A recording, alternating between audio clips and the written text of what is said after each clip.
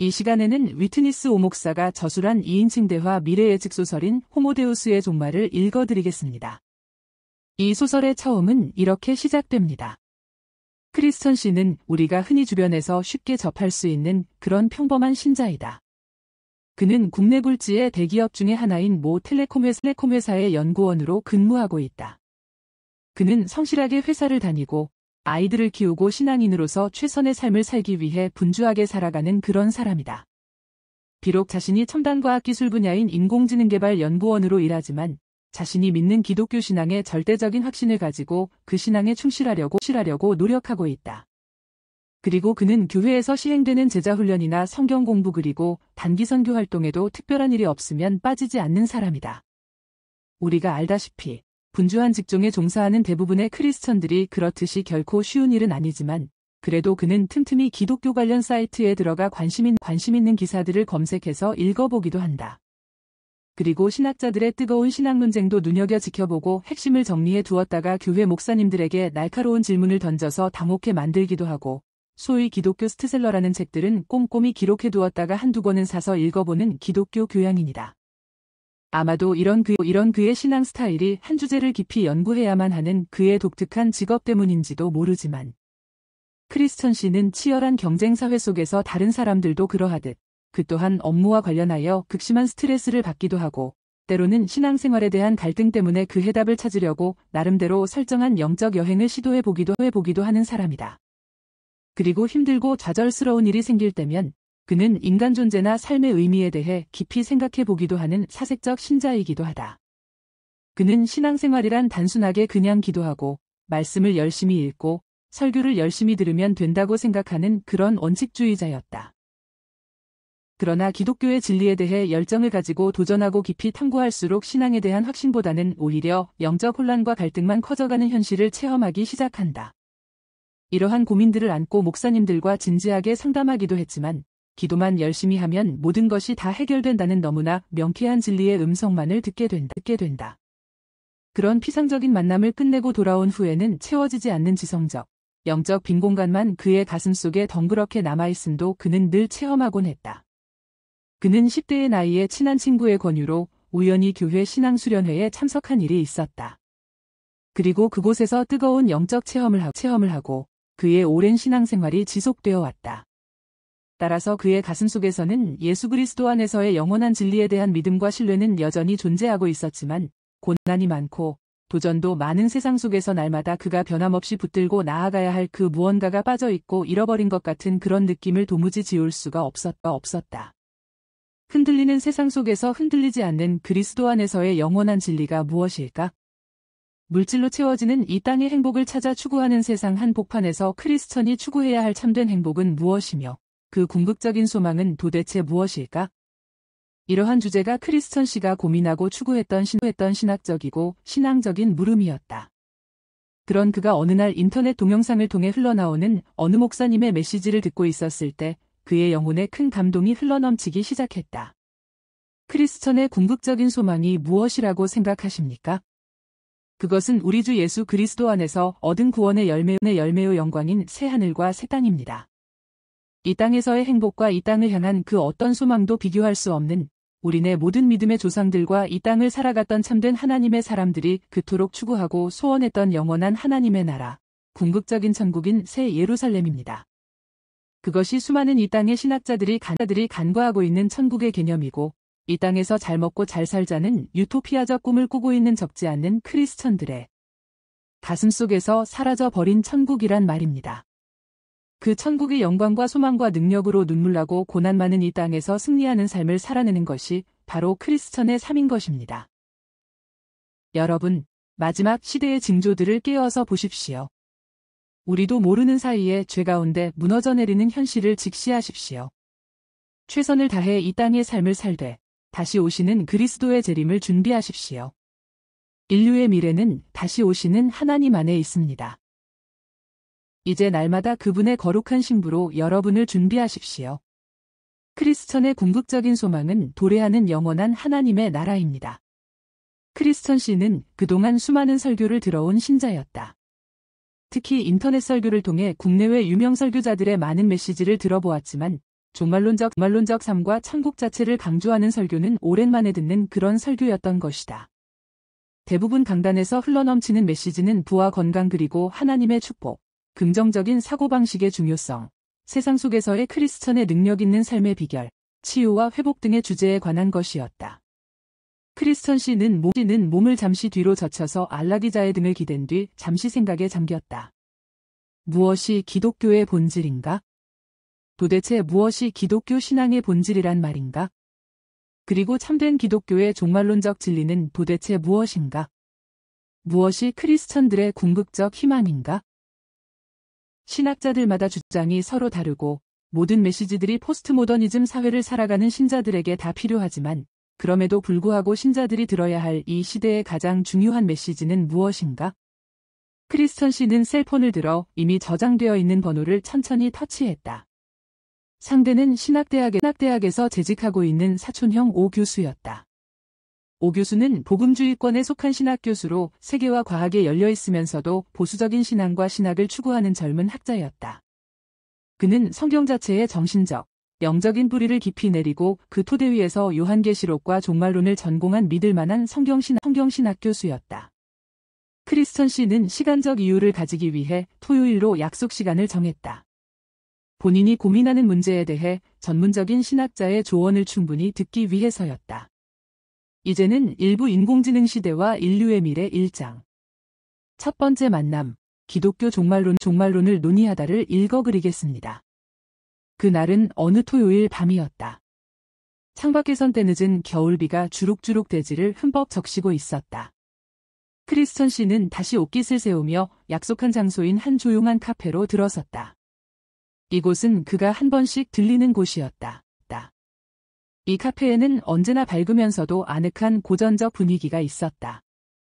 사람의 마음을 편하게 만들어주는 곳으로 마치 고향집 살이문에 들어서는 느낌이 늘 좋았다. 그러나 토요일치고는 생각보다 사람들이 그렇게 많진 않았다. 구석 한 테이블에 앉자마자 크리스천 씨는 조금 전 친구로부터 받은 메시지를 확인하기 시작했다. 그 친구는 감수성이 예민한 친구로 교회대학부에서 만난 이후 절친한 사이가 되었다.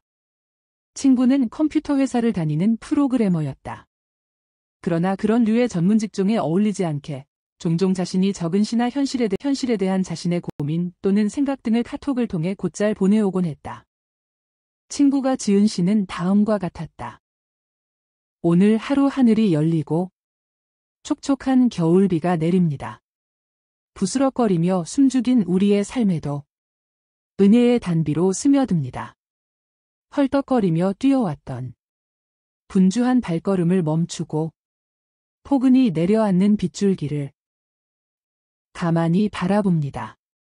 빗물에 패이고 때로는 상처가 생겨도 상처 준 그 빗물이 생명수가 되어 봄의 싹이 돋아나듯 그렇게 상처 준 사람들을 사랑하며 살겠습니다.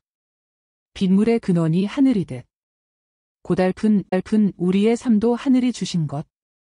하늘이 부르는 그 날까지 이 땅의 삶도 사랑하며 살겠습니다. 오늘 하루 하늘이 열리고 촉촉한 겨울비가 내립니다. 부스럭거리며 숨죽인 우리의 삶에도 은혜의 단비로 그렇게 스며듭니다. 땅을 딛고 하늘 바라보며 살라고 오늘도 은혜의 단비가 내립니다.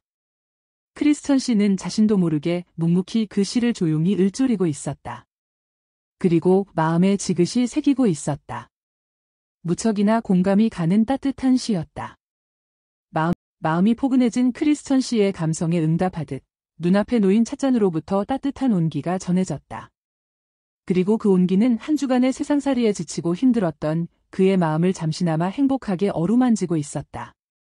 오 교수를 기다리며 암만을 응시하던 크리스천 씨에게 문득 벽면에 걸려있던 한 편의 그림이 의미 있게 다가왔다. 그 그림은 라파엘로가 그린 걸작이었다.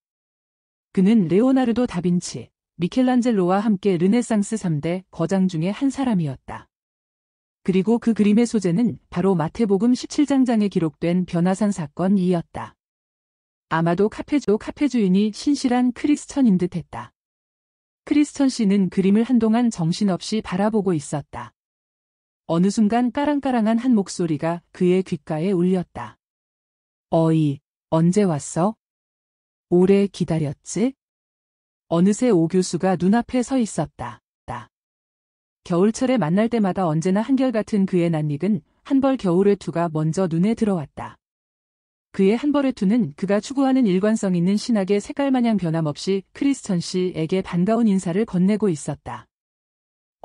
형 왔어? 크리스천 씨가 화들짝하고 놀라며 말했다. 오 교수도 선체로 반가운 표정으로 안부를 물어왔다. 요즘은 어때? 회사는 별일 없어? 크리스천 씨가 대답했다. 형도 알잖아. 산다는 게 늘 투쟁이고 전쟁터지.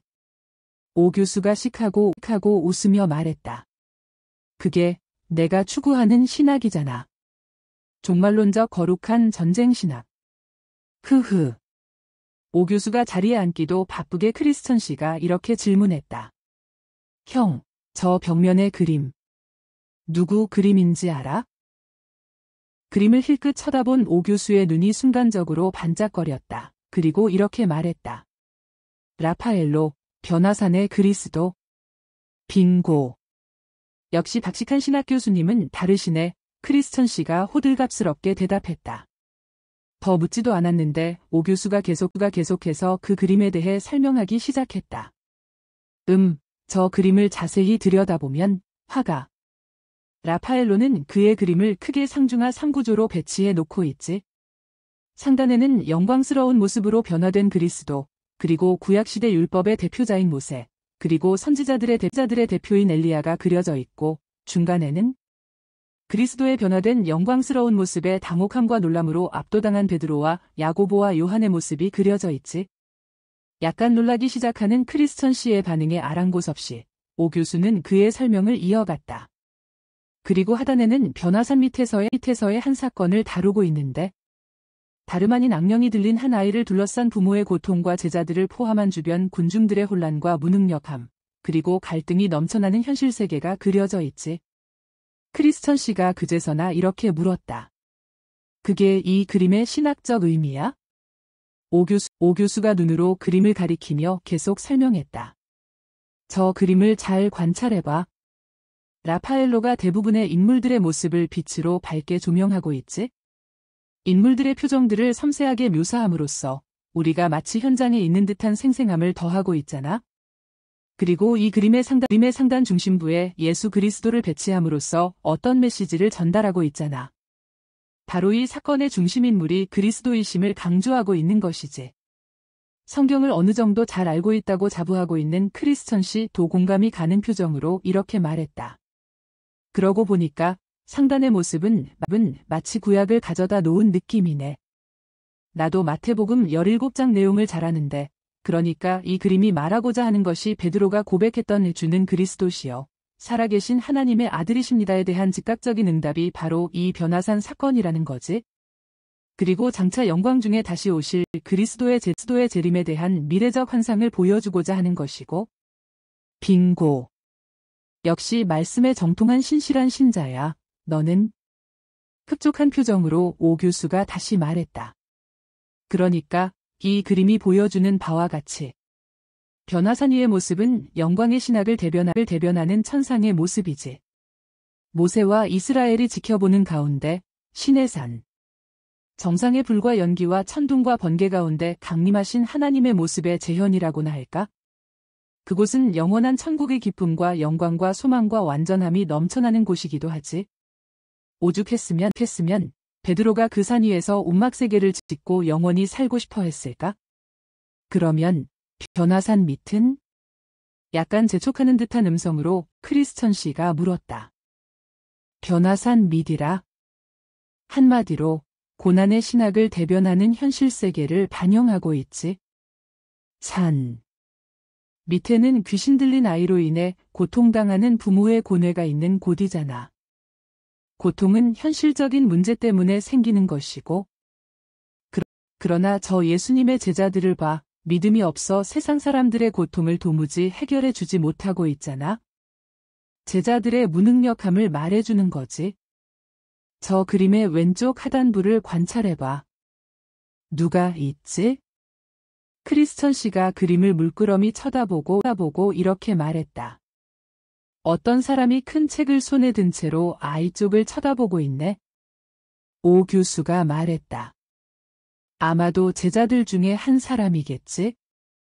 해결 능력은 없고 그냥 율법책만 들고 이 귀신 들림의 신학적 이유와 답변을 얻기 위해 고뇌하고 있는 거겠지. 저곳은 바로 나 같은 책상 신학자도 있는 곳이지. 그리고 변화산 밑은 고통받는 아이의 문제가 자신들과는 아무런 관계도 없지만 그저 호기심 때문에 몰려온 군중들도 존재하는 곳이야. 혹시나 하고 기적을 기대하며 떠들어대는 세상의 소란함도 동시에 존재하는 곳이기도 하겠지. 크리스천 씨가 자신도 모르게 소리쳤다. 바로 힘든 세상 속에서 아니 능력과 소망이 사라져버린 교회 공동체 안에서 크리스천인 우리가 늘 고민하는 현실 문제와 똑같네. 오 교수가 크리스천 씨의 얼굴을 정면으로 바라보며 이렇게 말했다. 기독교는 궁극적으로 보이지 않는 영적 세계를 인정하고 천국의 영광을 추구하는 초자연적 영성을 담고 있지. 그러나 동시에 기독교는 현실에 뿌리를 내린 현실적 영성을 반영하고 있어.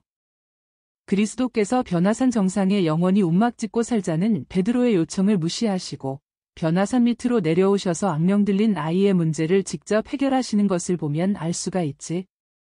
마치 오 교수는 신학교 강의실에서 신학생들에게 강의하듯이 담담히 이야기를 풀어내고 있었다. 우리의 현실은 때때로 신학적 깊이와 묵상에 기초한 성경적 논쟁과 철학적 토론도 필요하지만 현실적 문제를 극복하고 이겨나가는 실제적인 능력을 필요로 하는 곳이야. 현실은 우리가 살아가야 할 엄연한 실존이고 우리가 서 있어야 할 냉엄한 삶의 자리이기 때문이지. 그래서 현실 가운데 다양한 힘든 문제로 질식하고 지쳐 있을 때 우리에게는 변화산 위의 영성이 필요한 거지. 그러한 영성은 기도와 금식, 말씀과 성령 충만 가운데 하나님이 임재해 계신 그 영광의 보좌 앞에 서 있는 신비적 체험을 추구하는 영성이기도 해. 변화산 꼭대기에서 우리는 고통스러운 현실을 뛰어넘는 영원한 기쁨과 소망을 맛볼 수 있는 것이지. 그곳이야말로 세상에 지친 우리의 영혼이 그분 안에서 편하게 안식을 누릴 수 있는 세계잖아.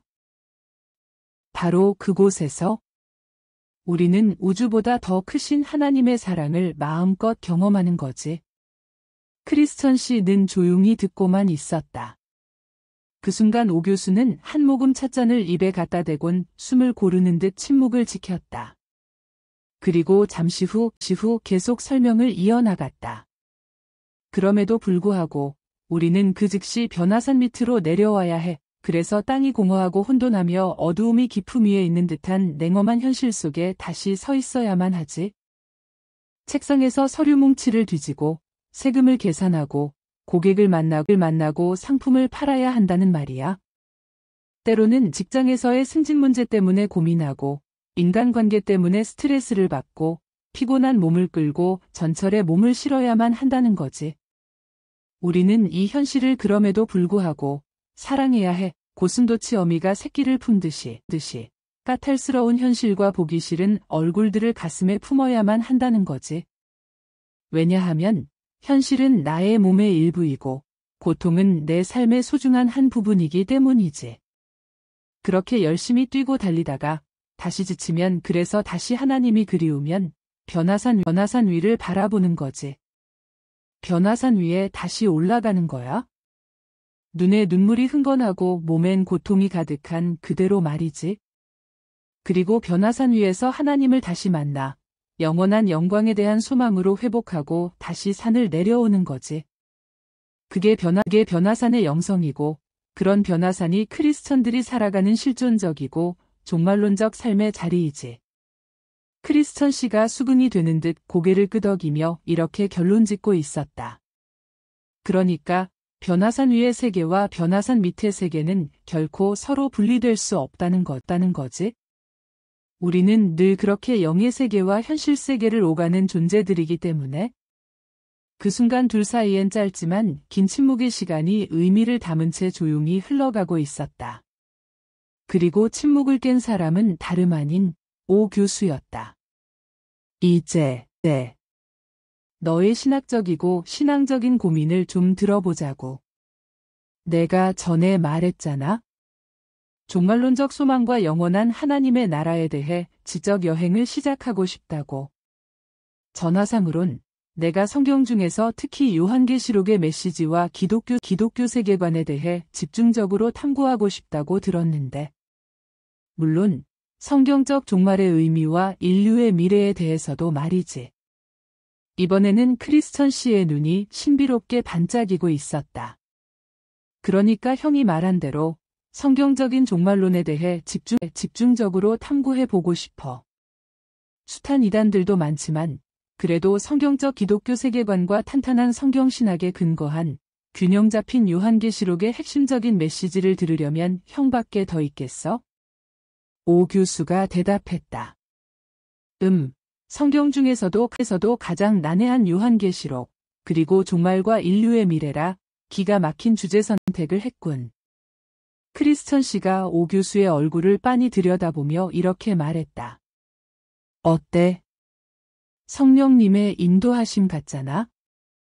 왜냐하면 형이 바로 요한계시록과 종말론 전공학자니까. 오 교수가 정색을 하며 약간 몸을 뒤로 빼고 자리를 고쳐 앉았다.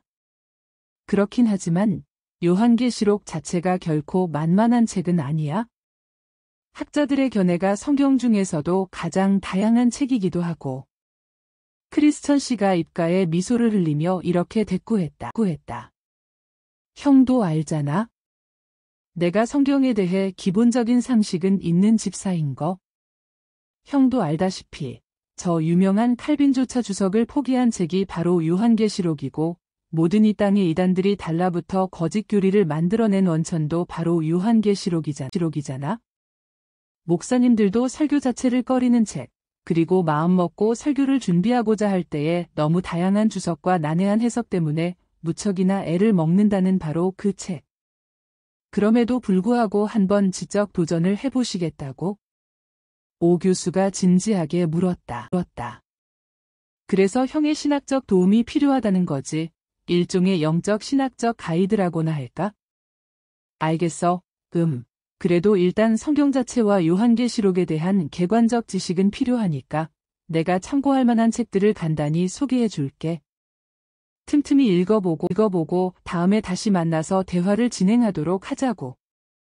그리고 오 교수는 미리 준비한 책 목록을 크리스천 씨에게 건넸다. 그런 후 두 사람은 카페를 나와 겨울비가 내리는 거리 한복판에서 서로에게 짧은 작별을 고했다. 두 번째의 만남을 기대하면서 이상으로 위트니스 오의 미래 예측 소설 호모데우스의 종말 중 첫 번째 만남편을 읽어드렸습니다.